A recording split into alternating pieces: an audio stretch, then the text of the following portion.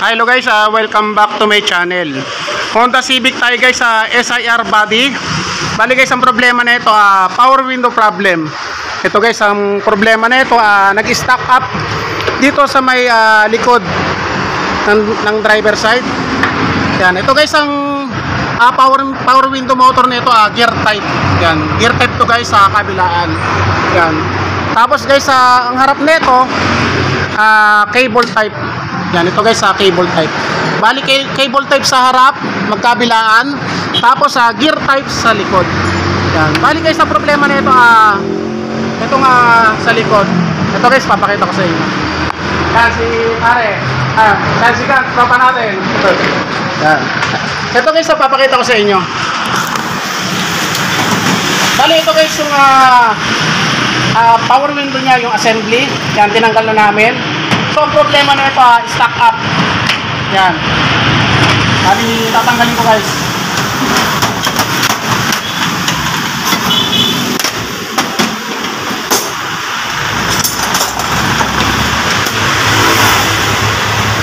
Ito guys, may tatlong tornilyo.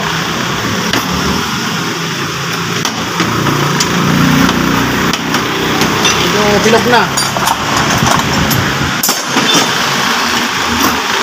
Yan, tatlong tornilyo na 8 ang ulo.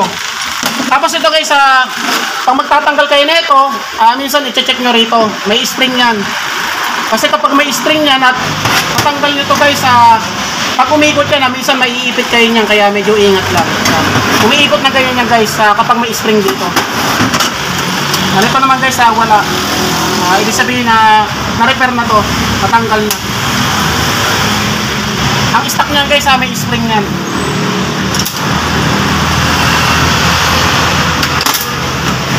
Yan. Bali ito guys, gear type.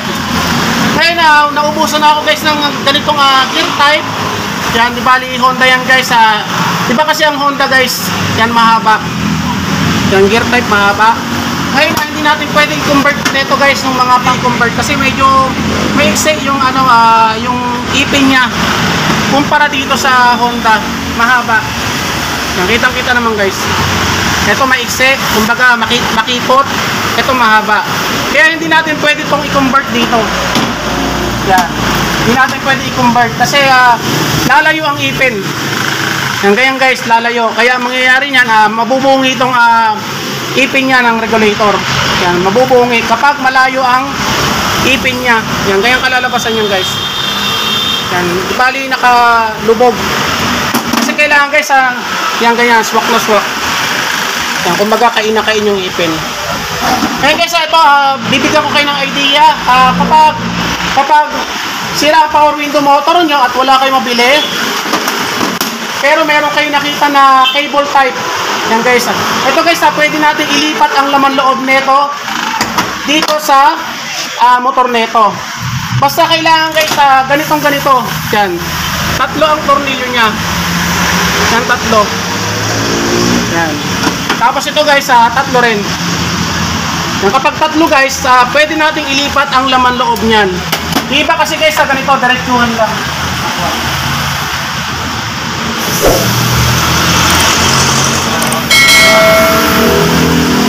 Ito guys, diretso. Di bali dalawa lang. Kaya hindi natin pwedeng ilipat ang laman loob niyan dito sa power window motor na to. Yan, bali dalawang tornilyo. Hindi pwede yan guys. Kailangan guys, tatlo. Yan, tatlo.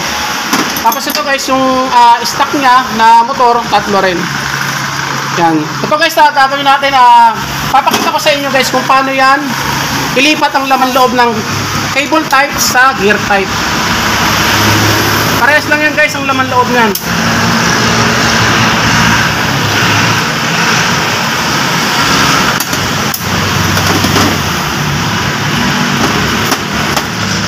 Bali, ito pala guys, magpapalit.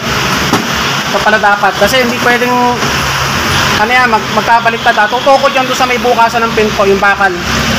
Yan, ito pala guys yung may wire. Baka magkapalit yan. Bali ito guys, hindi pwede yung ganyan, yung manipis yung ipin. Yan. Ito guys, tatanggalin natin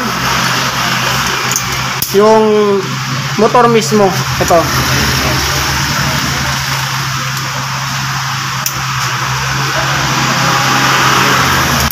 Yan. Kapag natanggal yung tornilyo guys, yung tatlo, ito susungkitin nyo to.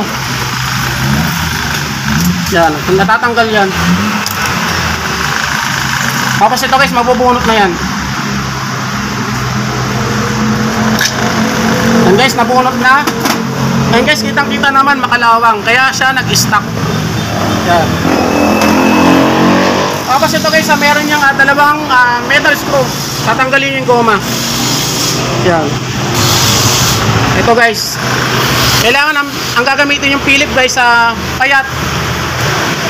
Kumbaga yung maliit na Philip, kasi hindi yung matatanggal yan yung ganitong Philip screw.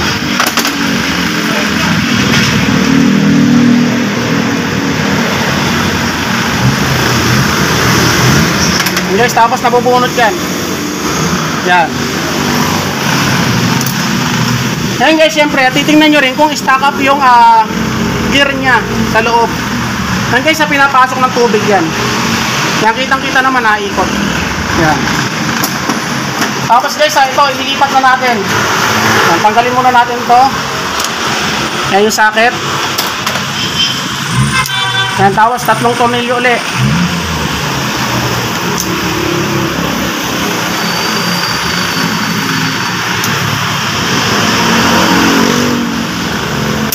Yan.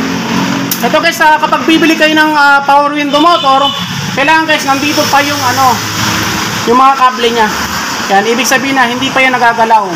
Yan, kapag nandiyan pa yung mga pinagputulan ng kable. Yan. Pag ganyan guys, talagang sariwang mabibili yung motor na power window. Kasi pag backlash na guys, katulad nito, backlash na, yan, repair na yan, nabuksan na yan. Mga pinagpalitan na yan guys.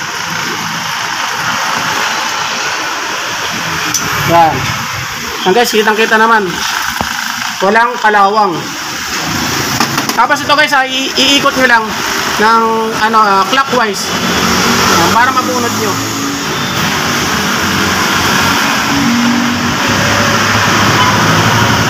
Yan. Medyo layo lang natin guys, baka maghalo-halo. Yan guys, tatanggalin natin itong metal screw.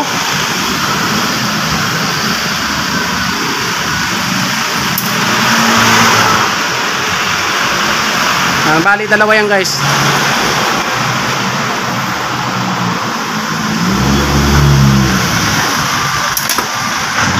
Yan. Tapos, ililipat nyo rito. Yan guys, parehas na parehas. Salpak na salpak.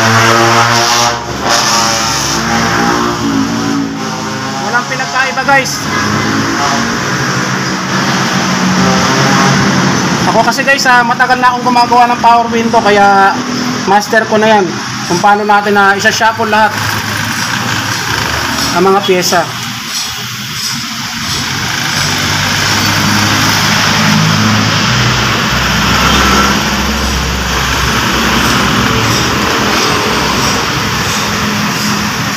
And guys, kitang-kita naman. Tapos ngayon, ang gagawin nyo, total backlash na rin naman, syempre liyahin na natin. Kailangan guys, yung liha nyo manipis. Kasi pag makapalang liha, kapag ginabit nyo yan, maingay yan, maririnig nyo. Parang kumakaskas na yan, yung parang maingay. Kailangan guys, manipis yung yung liha. Yan guys, tapos ibabalik nyo ulit. Yan.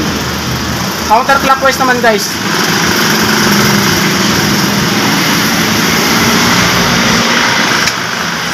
Guys, kitang-kita naman. Tapos ito guys, ibabalik nyo na to.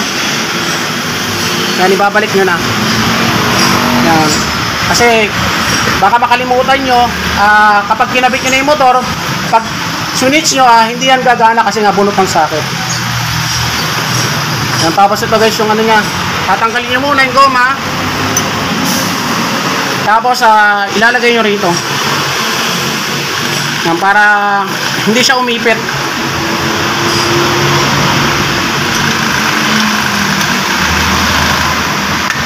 Yan. Ganyan lang guys, kasimple.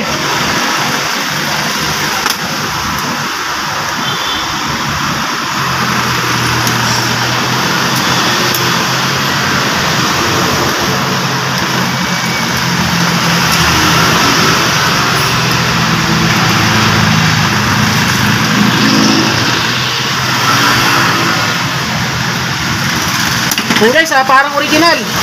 Tapos syempre linisan natin ng konti ito. Tanggalin natin yung mga kalakalawang. Yan, testing natin. Yan guys, positive, negative.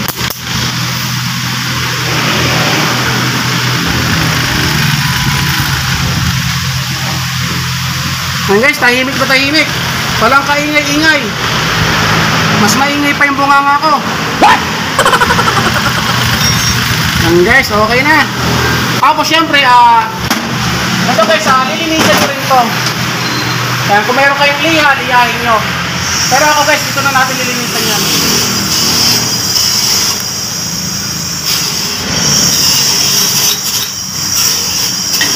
Yan. Tapos lalagyan nyo ng konting grasa.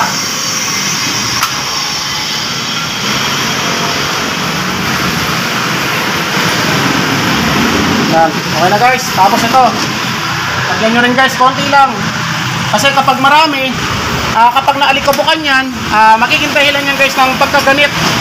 Gaganit yan guys.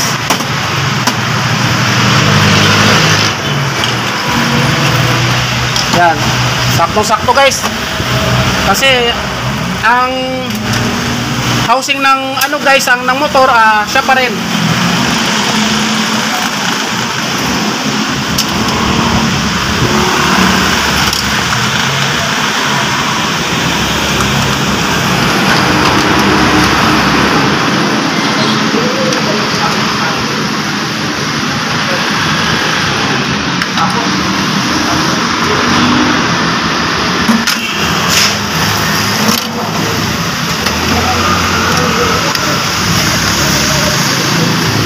Guys, di bali, ito yung pinagpunan natin.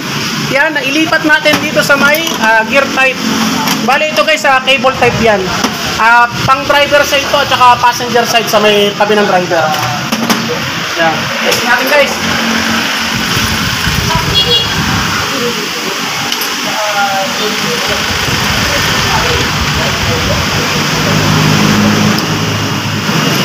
Okay.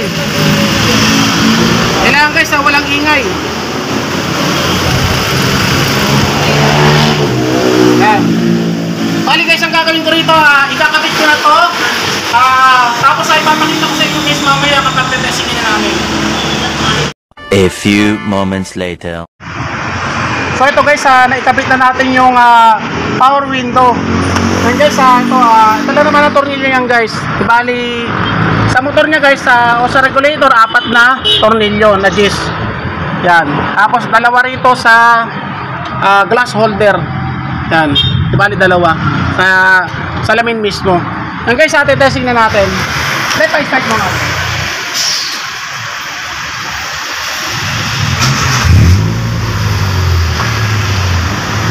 Guys, kitang-kita naman.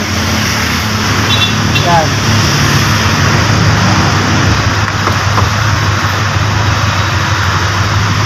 Yan. Tapos guys, ang gagawin nyo, kapag medyo maganit ang pagbaba o pagtaas ng salamin, ang gagawin nyo, sprayan nyo guys ng BS1. Yan, BS1 guys ang ginagamit ko. Yan, hindi ako guys nagamit ng langis. Kasi ang langis guys, first aid lang yun. Kapag natuyo yung langis at maalikabukan, ang mangyayari sa kanya, gaganit na. Maninikit na yung goma dito sa may salamin. Yan guys, BS1 ang ginagamit ko. Subok ko na itong BS1 dito sa may power window. Pre, mukha mo pre.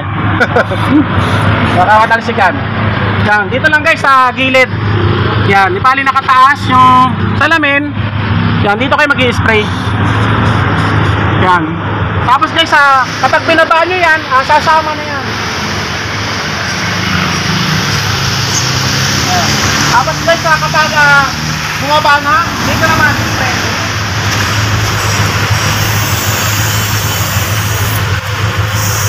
Yan, matabi lang guys.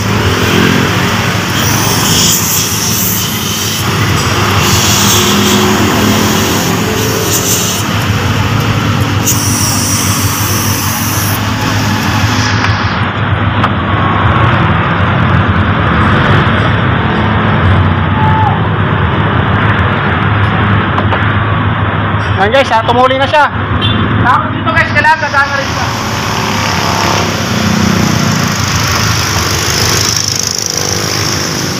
Yan. Tapos dito. Yan.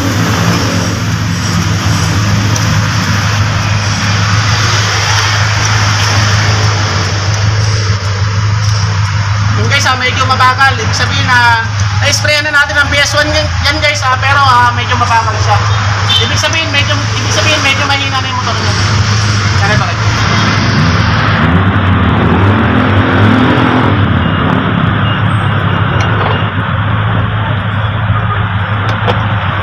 Yan guys, okay na.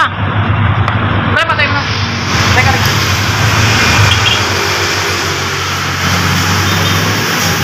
Guys, ganun lang gawin nyo kapag wala kayong makuha na power window motor, pero may nakuha kayong ganito guys. Yan yung cable type. Ganun na, gaya ng sinabi ko kanina, kailangan na kung ang power window motor nyo, tatluhan ng tornilyo. Yan, kailangan na bibilin nyo na cable type, tatluhan din ng tornilyo para magparehas ang laman loob. Yan guys, shoutout muna ako. Shoutout nga pala kay Sir Tim Carillo at saka shoutout din kay Sir Boji Carino. At saka sa bago nating kaibigan na nagbabay and sell kay Boy Video, malamang kilala nyo na yan, sikat yan sa Facebook. Siyempre, shoutout ka! So, shoutout sa Yakus Auto Paint, siya kay Boy Video rin, mga Yakus, Yakus Dijon Manok, bagong ano lang, namin yan, business. And then, sa mga lahat ng mga nagnegosyo dyan, shoutout sa inyo. Lahat ng mga nakawasda. Okay, sa akin kay Kuya Bert, Malati. Yan, mga kaibigan natin itong mga nagbabay and sell. Yan, maraming salamat sa inyo guys.